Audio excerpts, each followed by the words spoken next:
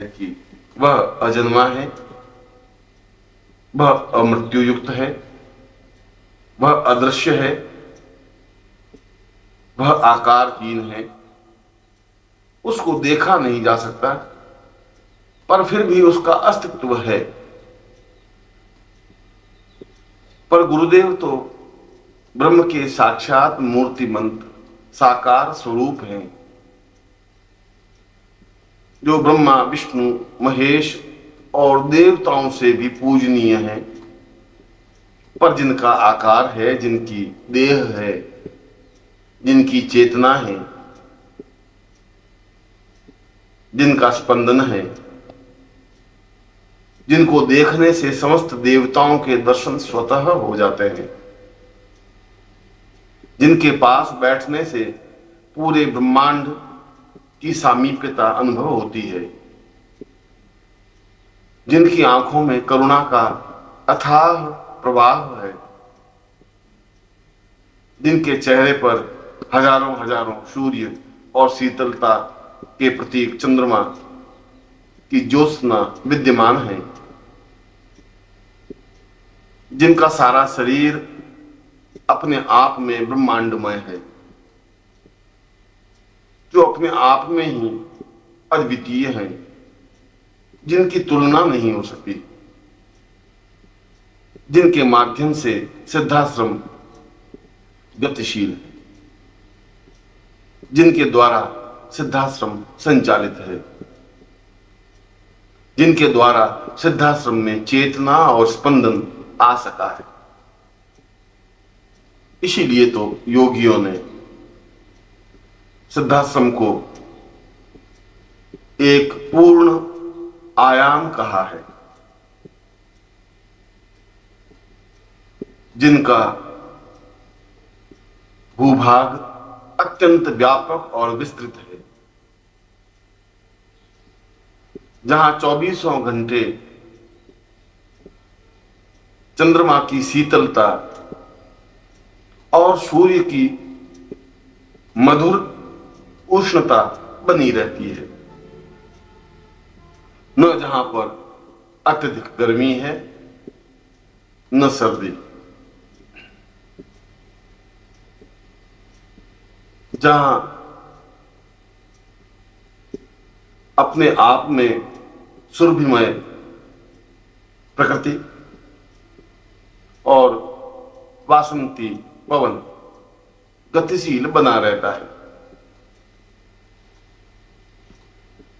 जहां हजारों हजारों प्रकार के पुष्प विकसित हैं,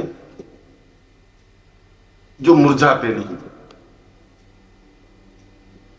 टूट कर गिरते नहीं। उन अपूर्व अद्वितीय पुष्पों की छटा से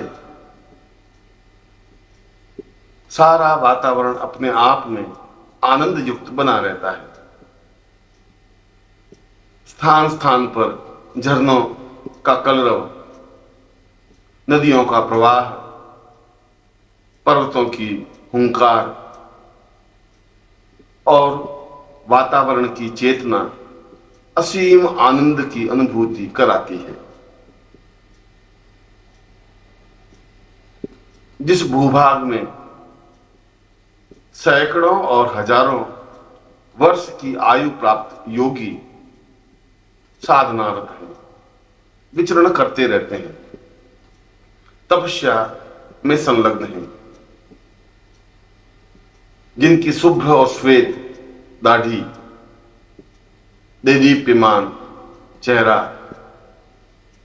और अत्यंत मधुर आनंददायक देह यष्टि देवताओं की साक्षी को स्पष्ट करती हैं, जिनके पूरे शरीर से तपस्या की किरणें विदीर्ण होती रहती हैं और चारों ओर के वातावरण को आनंद युक्त बनाए रखती हैं। स्थान स्थान पर इन योगियों की उपस्थिति से समस्त सिद्धाश्रम तपस्या से आपूरित बना हुआ है, जिनके पास बैठने से ही सिद्धियां स्वयं जयमाला पहनाने को आतुर रहती है, जिनके चरणों में पुण्यशालिनी नदियां प्रवाहित होती रहती हैं, जहां जहां पर उनके चरण पड़ते हैं वहां वहां एक नया तीर्थ बन जाता है। जहां उनकी उपस्थिति होती है आसपास का वातावरण अपने आप में मधुर और तपस्यामय बन जाता है। और ऐसे हजारों योगी सन्यासी साधनारत हैं, जिनको देखा जा सकता है, जिनको स्पर्श किया जा सकता है, जिनके चरणों में बैठा जा सकता है, जिनके प्रवचन सुने जा सकते हैं,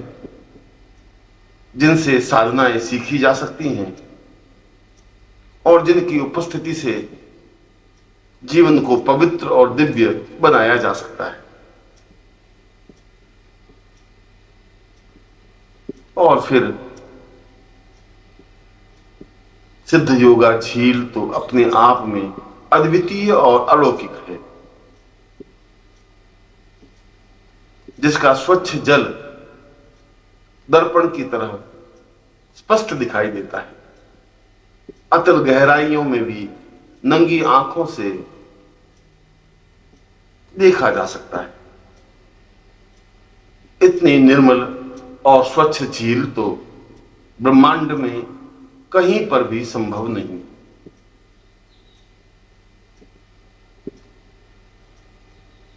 विस्तार से फैली हुई इस झील का पानी निरंतर प्रवहमान है, गतिशील है। कहां से इस झील में पानी आता है, किधर को चला जाता है, अभी तक किसी को ज्ञात नहीं हो सका है। प्रकृति और ब्रह्मांड ने इस झील की रचना कर अपनी संपूर्णता का परिचय दिया है और इसके किनारे सैकड़ों योगी विचरण करते रहते हैं। सिद्ध योगा झील में स्नान करने से स्वतः ही वृद्धावस्था समाप्त हो जाती है। कुछ करने की जरूरत नहीं, किसी प्रकार का मंत्र जाप या योग साधना या सिद्धि करने की आवश्यकता अनुभव ही नहीं होती, क्योंकि झील के इस पानी में ही कुछ ऐसी विशेषता है जो संसार में अन्यत्र संभव ही नहीं है। चाहे साधक जो मृत्युलोक से गया हुआ हो, वृद्ध हो, दुर्बल हो, जर्जर हो, रोग ग्रसित हो, अशक्त हो, मगर एक बार यदि वह सिद्ध योगा झील में डुबकी लगा लेता है तो बाहर निकलने पर उसका सारा शरीर रोग रहित, सुगठित और सुंदर बन जाता है, आकर्षक और अनुपम बन जाता है।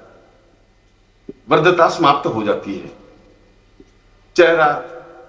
सुंदर और प्रभावपूर्ण बन जाता है, सारा शरीर अपने आप में दिव्य और चैतन्य युक्त बन जाता है। ऐसा लगता है कि जैसे पूरे शरीर का कायाकल्प हो गया हो। वृद्धावस्था तो व्याप्त हो ही नहीं सकती,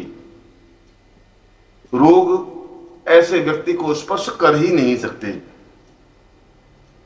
वह अपने आप में ही पवित्र और दिव्य बन जाता है। ऐसी ही सिद्ध योगा झील अपने आप में ही वरदानमयी है, प्राण चेतनामयी है, जिसके किनारे स्फटिक की नौकाएं पड़ी हुई हैं और कोई भी साधिका या साधक, योगी या सन्यासी इन स्फटिक नौकाओं के माध्यम से सिद्ध योगा झील में विचरण कर सकते हैं, आनंद ले सकते हैं, प्रकृति की श्रेष्ठता का अवलोकन कर सकते हैं। और फिर साधक ही नहीं, योगी और सन्यासी ही नहीं, साधिकाएं और अप्सराएं की इस सिद्ध योगा झील और सिद्धाश्रम में यत्र तत्र विचरण करती ही रहती हैं। शास्त्रों में जिन अप्सराओं का वर्णन हम पढ़ते हैं या अनुभव करते हैं, चाहे वह रंभा हो, मेनका हो, उर्वशी हो, तिलोत्तमा हो, नाभि दर्शना हो और पुण्यदाया हो, वे सभी इस सिद्ध योगा झील के किनारे दृष्टिगोचर हो जाती हैं।